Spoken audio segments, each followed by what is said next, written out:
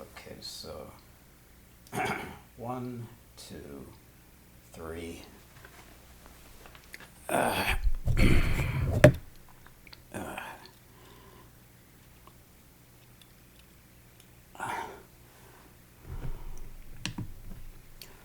One typo, one clarification, and one improvement for my book. Hello, my name is Kurt Joman. I am a retired 64-year-old man as I record this video in October 2020. And I am the author of a book that I completed and published in 2017. The book's title is A Soliton and its own Bions, Awareness and Mind. And its subtitle is These Intelligent Particles Are How We Survive Death. I have placed this book in the public domain, and it is free at my website, solitoncentral.com. In this video, any use or appearance of the word section, subsection, or footnote are all referring to that specific section, subsection, or footnote in my book. Also, whenever I say the word quote, that means I'm about to quote from my book. And when I say the words close quote, that marks the end of that quote from my book. After publishing my book in 2017, making it publicly available, I have since found a single typo in my book, which is in footnote 153, where it says section 5.1.1, that should be subsection 5.1.1. Also, after rereading much of my book over the last few years, since its 2017 publication, there is one place in my book where I think a clarification is needed, and another place in my book where I think an improvement is needed. The place where I think a clarification is needed is in footnote 166, where I say, quote, in total, to produce footnote 23, including all the conscious time needed to work out every detail of the gravity algorithm, took about 6 weeks, working an average of about 4.5 hours a day, for a total conscious work time of about 190 hours. Close quote.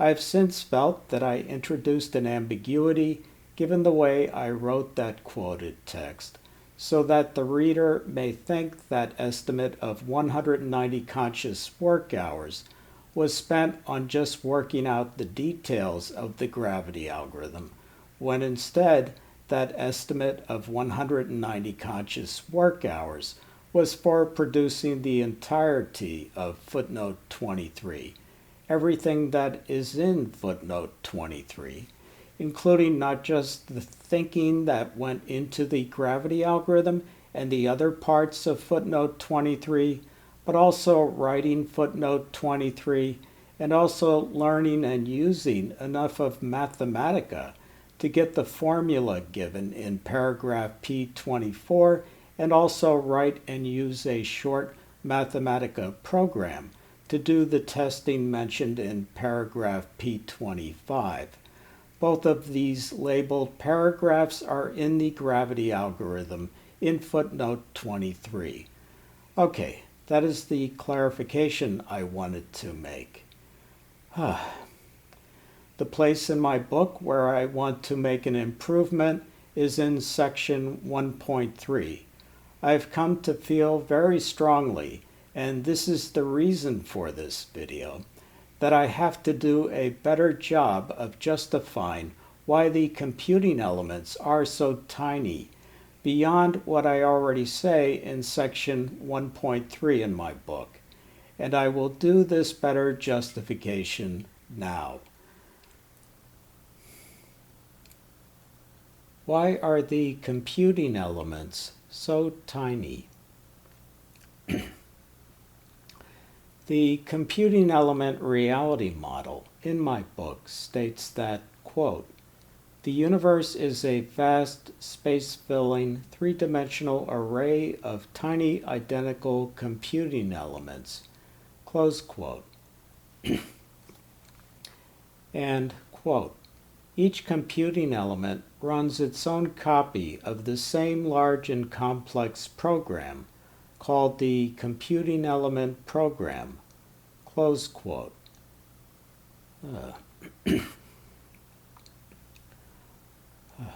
Also, as was stated very early in my book, in section 1.2's footnote 3, quote, "Throughout the remainder of this book, the word particle, unless stated or implied otherwise, denotes an elementary particle. An elementary particle is a particle that is not composed of other particles," close quote. This also applies in this video from this point forward. Each time I say the word particle, I mean an elementary particle. And this also applies when I am reading a specific paragraph in section 1.3, which I will be doing in a moment. In my book, the only place where I give a reason for the tiny size of each computing element is this specific paragraph in section 1.3. Quote, "Regarding the size of the computing elements, the required complexity of the computing element program can be reduced by reducing the maximum number of particles that a computing element simultaneously stores and manipulates in its memory. In this regard, the computing element program is most simplified if that maximum number is 1. Given this maximum of 1, if one then assumes that no two particles can be closer than 10 to the minus 16 centimeters apart, and consequently that each computing element is a cube 10 to the minus 16 centimeters wide, then each cubic centimeter of space contains 10 to the 48 computing elements. The value of 10 to the minus 16 centimeters is used because this is an upper bound on the size of an electron, which is an elementary particle," close quote. Regarding this quoted paragraph from my book, in which I say, in effect, that the required size and complexity of the computing element program is minimized by making it a rule that a computing element never holds more than a single particle at the same time, I didn't give any reason or justification for this in my book, but it just seemed obvious to me that, in general, the fewer the number of particles that the computing element program has to deal with at the same time, the simpler the computing element program can be. So, here now, in the next 2 paragraphs of this script I wrote for this video, I will give a better justification than just saying that it's obvious that the fewer the number of particles that the computing element program has to deal with at the same time, the simpler the computing element program can be.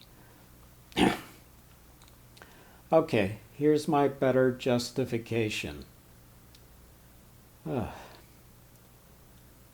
Another way of looking at this is to ask yourself which would be the easier programming job.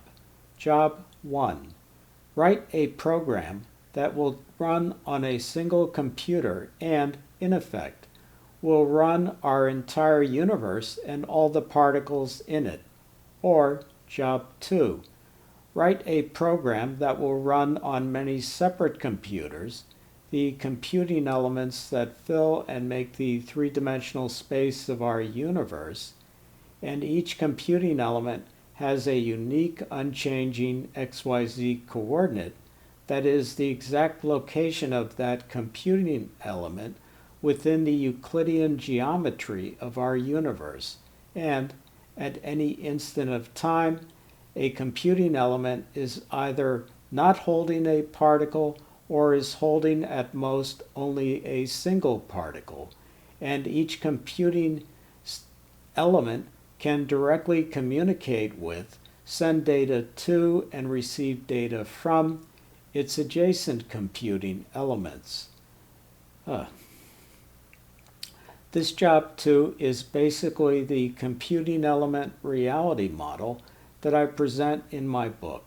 And to me, with my computer science background and my decades doing programming work, job 2 is a much easier programming job than job 1.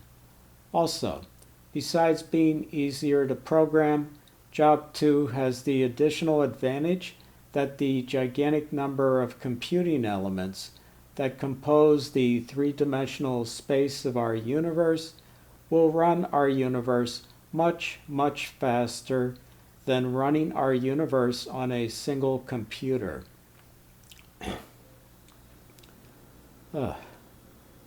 Okay, that's my argument and better justification for why the computing element program is most simplified if a computing element can never hold more than a single particle at the same time, and by assuming that a computing element never holds more than a single particle at the same time, that implies an extremely tiny size for a computing element because the electron, an elementary particle, has already been measured by physicists to be extremely tiny in size. Okay, that's the end of this script. I think I did good. I don't think I'm placing this video and its script in the public domain. I, Kurt Gelman, am the creator and copyright owner. The copyright year is 2020 of both this video and its script, and I hereby place both this video and its script in the public domain. The script for this video, which includes the text of what I say in this video, can be found at my website, solitoncentral.com. Okay, that's the end of this video. Okay, I think that reading was good. Okay, let's get these glasses off.